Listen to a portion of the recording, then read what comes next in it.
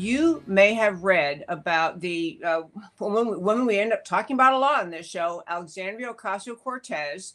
She is a Democrat member of Congress from New York. She's an avowed socialist, proud socialist Democrat. She calls herself sorry, trying to fool with my camera here. Shouldn't be doing this. Okay. Uh, anyway, she tries to say she is a Democrat socialist. I just want to tell you what she is.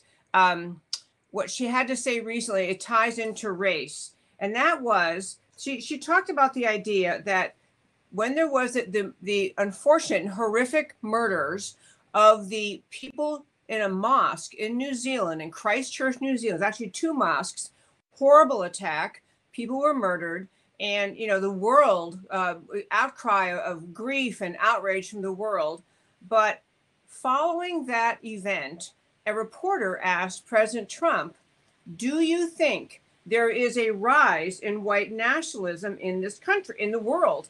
And he said that because the shooter in those attacks did identify himself as a white nationalist. By the way, he also identified himself as a socialist and said he doesn't agree with anything President Trump does policy-wise. So there you have it. But the killer, who is in custody in New Zealand, who killed 50 people in these two different mosques.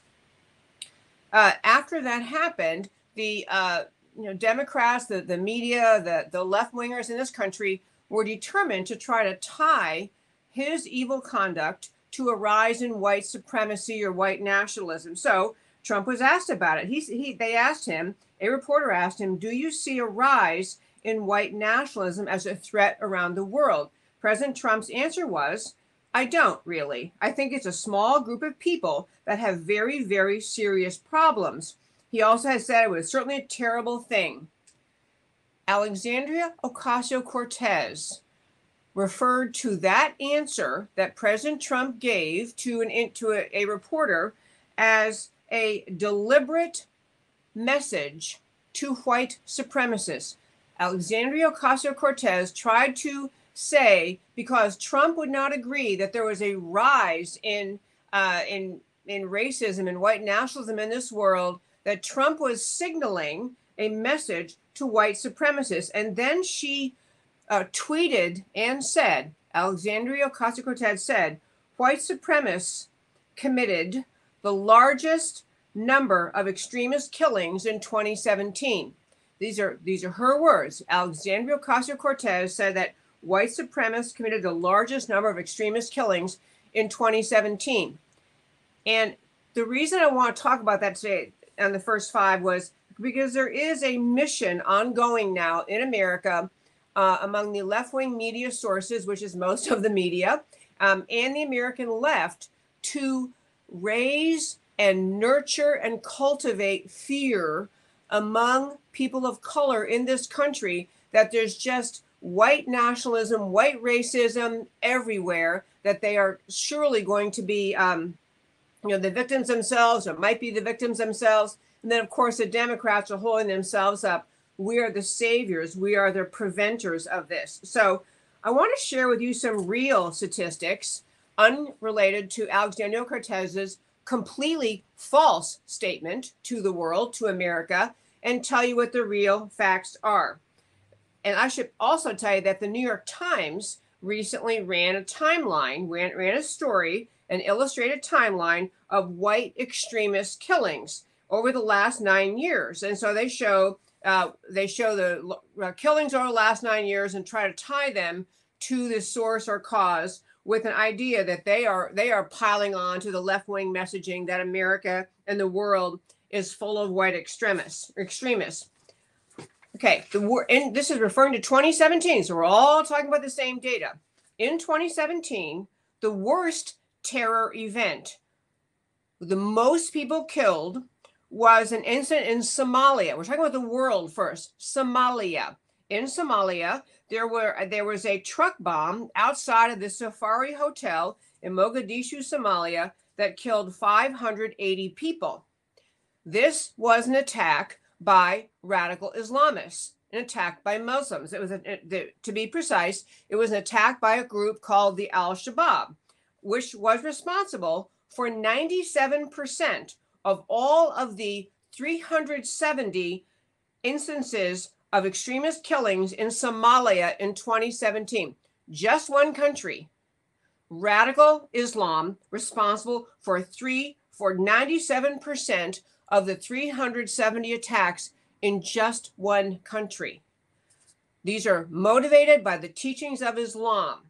So that was the most major terror event in 2017. Similar one, ISIS of the Sinai, this is in Egypt, slaughtered 312 people, including 27 children, on a mosque in Sinai during Friday prayers. And that was in, I don't know what month, in 2017.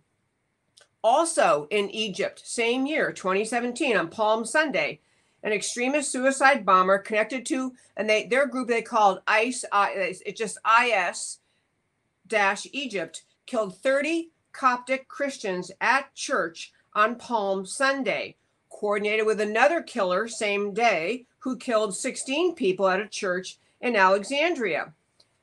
The first day of 2017, there was an ISIS attack on a nightclub in Istanbul that killed 35 people. Again, that was actually an Uzbeki perpetrator driving his truck into and then also an Uzbeki killer rammed a truck into a crowd of people in Stockholm, killing 7. Another ISIS militant, Yunus Abuyukab, let's just go with that, ran a truck into a crowd of people in Barcelona, killing 15 people. I could go on and on and on and on, but the overwhelming number of violence in the world, the overwhelming number of people killed and instances that occur of violence in this world where innocent people are killed comes from the Islamic world, perpetrated by Muslims who are saying they're carrying out Islam attacks in the name of Islam.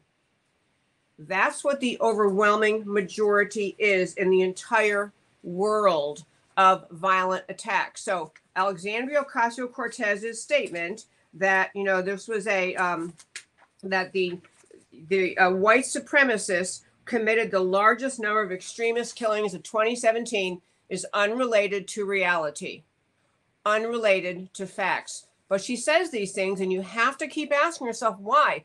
Why does she work so hard? She and other Democrats work so hard to convince the American people that white supremacism,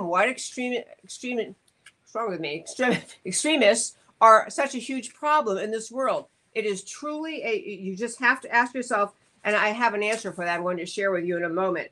But the reason I'm raising all this is to say that this is extremely problematic, that you have one of the most prominently quoted members of the United States Congress perfectly willing to go out on a limb, just completely fabricate, put out in a tweet as though it's somehow newsworthy because people will read it on the internet and believe it. It has nothing to do with reality, nothing to do with facts. Don't get me wrong. Murder of other people by anybody is horrible. It is to be denounced. Murder by white supremacists is a horrible thing. The mosque killings in New Zealand were horrible things. The killings of the innocent people in the countries where I just read about, Somalia, Turkey, Egypt, all of those killings are equally horrific. It is not even a close question if you're trying to connect or attribute the thinking of the person involved, the race and thinking of the person involved. The single largest source of extremist murders in the world are those committed by Muslim extremists. That is what the facts are. But Alexandria Ocasio-Cortez not only lies about that stat, but she also takes the opportunity to take a shot at President Trump and claim he's somehow signaling racist in this country by saying he does not see a rise in white nationalism in the world. You know, if she wanted to dispute that and she wanted to talk about facts, she could lay out some facts. She could discuss the pros and cons. She could list a citation. She doesn't do that.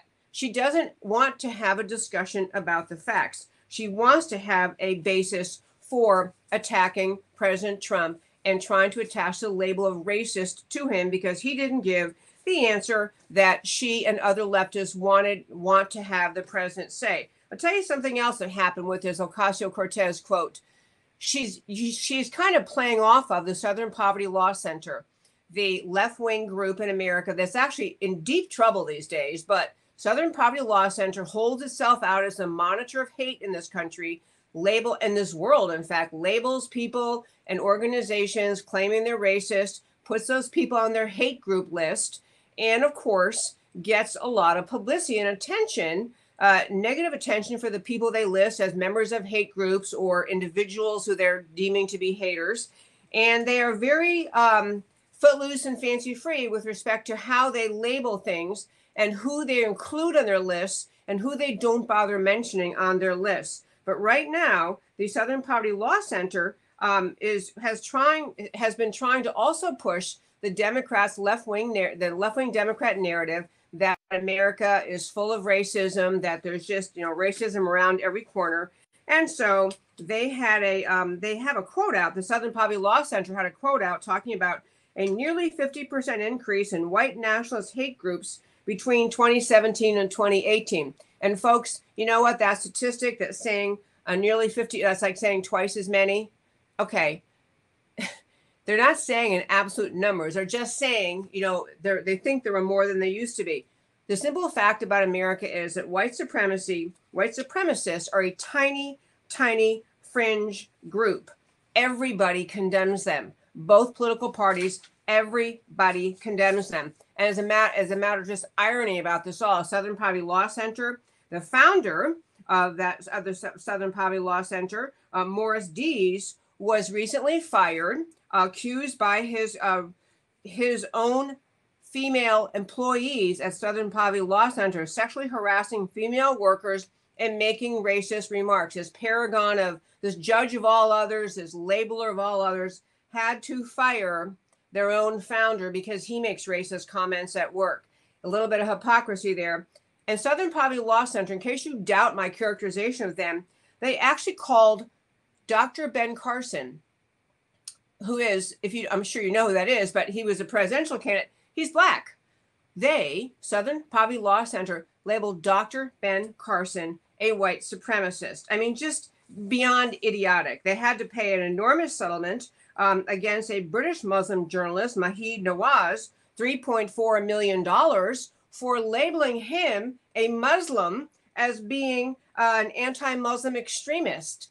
I mean, they what I'm getting at is Southern Poverty Law Center is not a fact-finding group. They are not neutral. They have the left-wing narrative in mind, which is always to label people who don't agree with the left-wing worldview, to label those people as racist, to label people who won't agree with anything they want them to agree to find some ugly label to attach to them. So they have lost much credibility. They're being sued by many organizations for falsely labeling them as hate groups.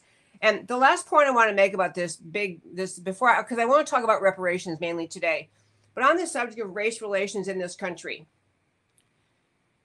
Alexandria Ocasio-Cortez and the American left work very hard to stir up fear about white nationalism and white supremacists in this country, never, ever admitting that even though, and we all admit, these groups do exist, there are individuals like that, never, ever admitting that the people who perpetrate evil things, white supremacists who do bad things, they never acknowledge that that's a minute portion, a tiny portion of the American population. You never hear anyone on the left acknowledge that white supremacism is condemned by everyone, by conservatives, by liberals, by blacks, by whites, by people of every race, ethnicity, and national origin, roundly rejected in this country.